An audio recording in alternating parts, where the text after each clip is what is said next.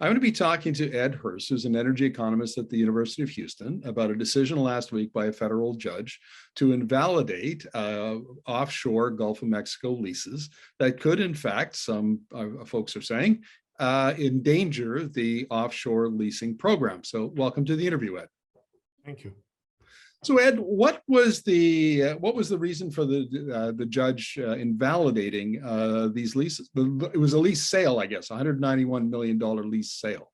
It was a lease sale, and I believe the plaintiffs said that there wasn't enough environmental discussion, and the judge came down and agreed with that.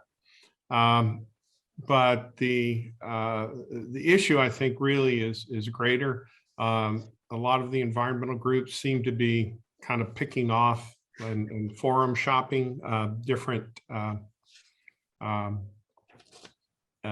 judges as they protest the development of fossil fuel resources.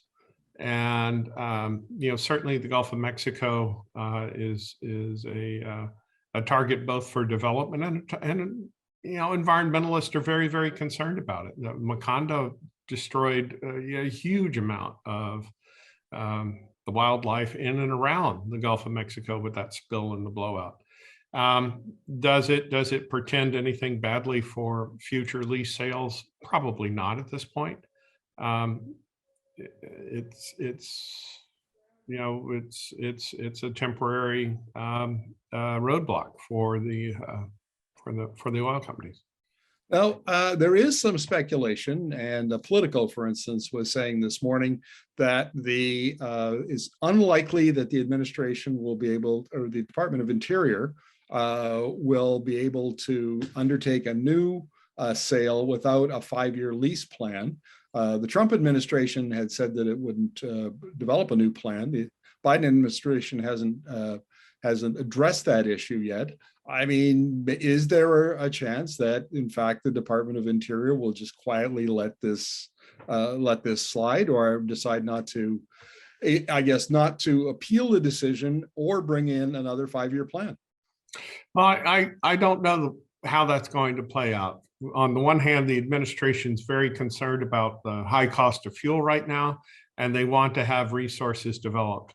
On the other, they're listening to the environmentalists who are pushing for decarbonization, and this constituency has really looked at curtailing U.S. development of fossil fuels, trying to choke it off at the wellhead, if you will, or at the lease sale, as opposed to doing anything that is where it needs to be, which is facing the consumer.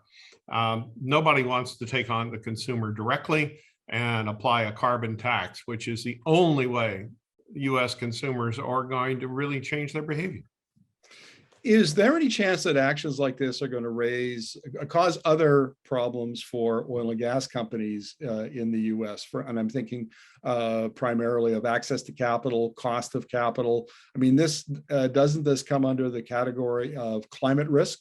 And Larry Fink and the rest of Wall Street have been warning about climate risk determining access to capital now for 3-4 years.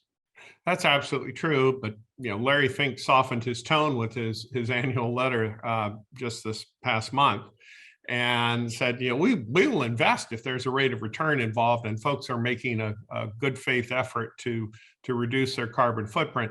Again, keep in mind, it's not Chevron, Shell, or Exxon who's really making the big carbon footprint. It's the U.S. consumer, and no one wants to take on the consumer. No one wants to take on the voter. One of the all-time laws facing elected politicians is if the price goes up at the pump, no one gets reelected. Well, Ed, thank you very much for your insights. Always appreciated. Thank you, Markham. Pleasure.